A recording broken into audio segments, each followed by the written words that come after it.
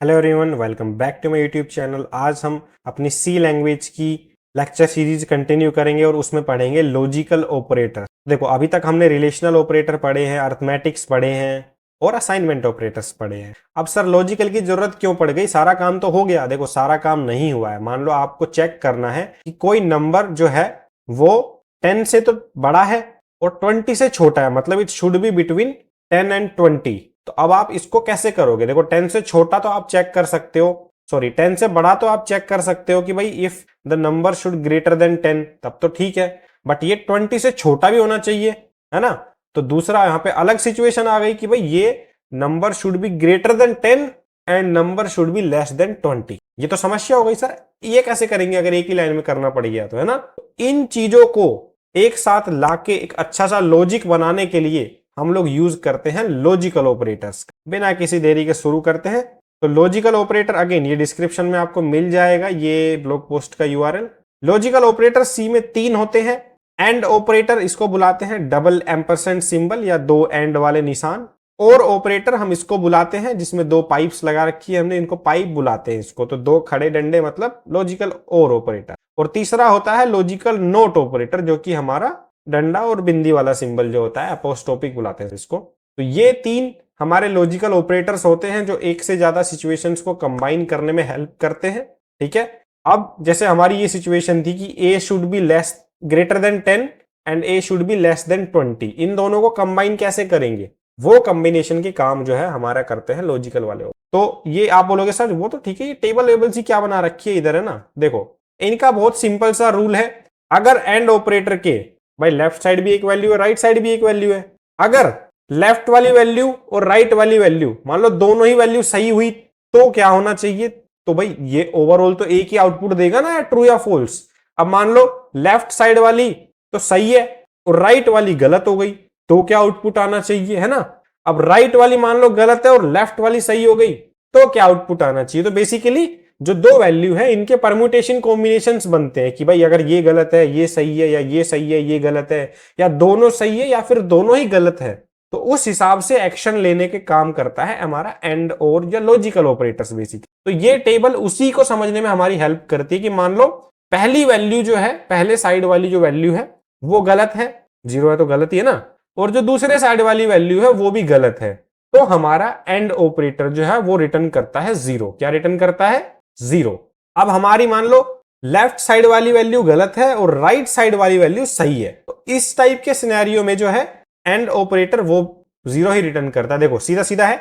And operator का मतलब है कि लेफ्ट और राइट दोनों सही होनी चाहिए, तभी मैं ओवरऑल सिचुएशन का आउटपुट आपको ट्रू दूंगा।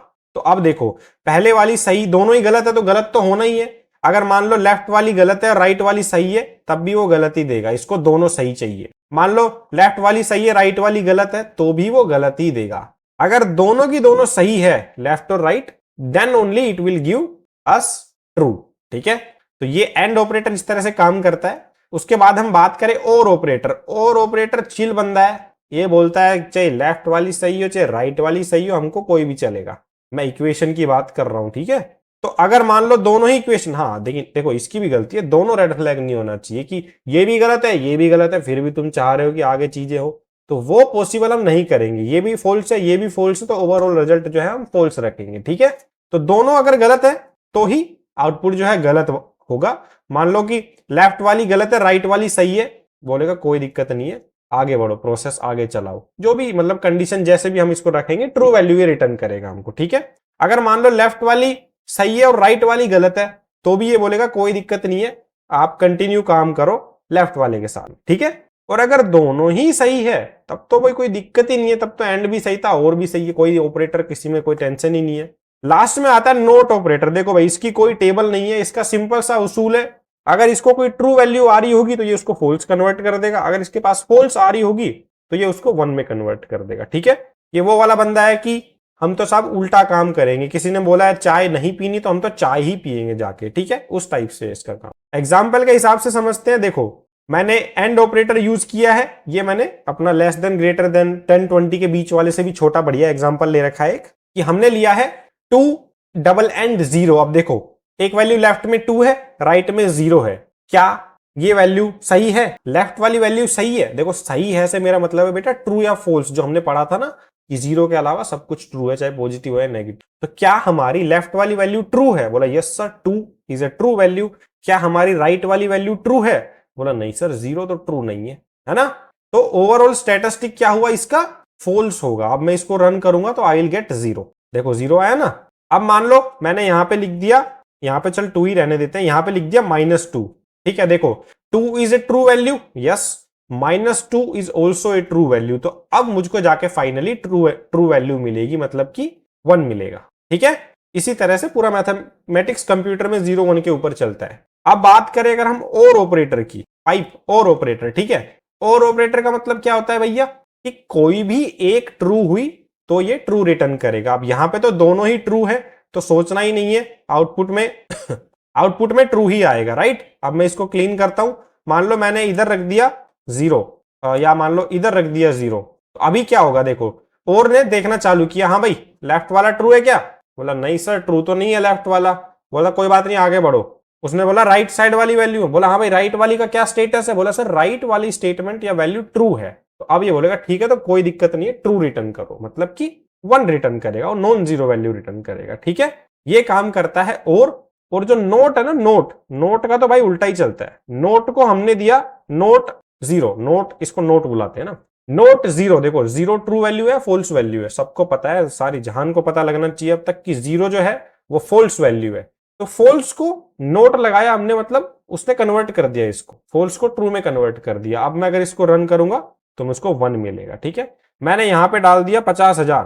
ठीक है, अब सबको पता है 50,000 इज ए ट्रू वैल्यू। ठीक है, ट्रू वैल्यू अगर मैंने नोट को दिया तो नोट उसको नेगेटिव में कन्वर्ट कर देगा, मतलब फॉल्स वैल्यू में कन्वर्ट कर देगा। अब मुझको मिलेगा कोई भी नॉन जीरो, सॉरी, अब मुझको मिलेगी फॉल्स वैल्यू, मतलब 0। तो अब हम बात करते हैं उस सिनेरियो की जो एक्चुअल में हमने सोचा था कि मान लो हमारा नंबर ग्रेटर देन 10 है, 10 से बड़ा है और 20 से छोटा होना चाहिए, तभी वो ट्रू रिटर्न करेगा, राइट। तो देखो हमने लेफ्ट साइड में एक अपनी एक्सप्रेशन लिख दी है और राइट साइड में एक अपनी एक्सप्रेशन लिख दी है और एंड से दोनों को कंबाइन कर दिया। तो अब हमने नंबर डाल रखा है 15, तो yes 15 is greater than 10 and less than 20। तो अब हम अगर इसको रन करेंगे तो हमको मिलेगी ट्रू वैल्यू। ठीक है, अब मान लो यहां पे नंबर मैंने रख दिया 25। क्या रख दिया नंबर? 25। तो 25 जो है 10 से तो बड़ा है फॉर श्योर, इसकी जगह पे आ गई ट्रू वैल्यू।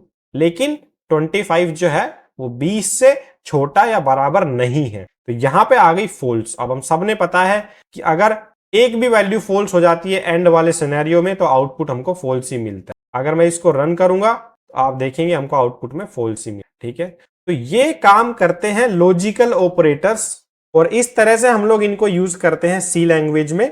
आगे हम इफ एल्स पढ़ेंगे तो काफी अच्छे अच्छे कॉम्बिनेशन हम बनाएंगे लॉजिकल ऑपरेटर्स से, जैसे कि वोवल्स या कॉन्सोनेंट निकालना अल्फाबेट्स में से, है ना, इस टाइप के combination. So that's it for this video. अगर आपको अच्छी लगी लाइक करें, शेयर करें, कमेंट करें एंड आपको मिलते हैं अगली वीडियो में। तब तक के लिए बाय बाय।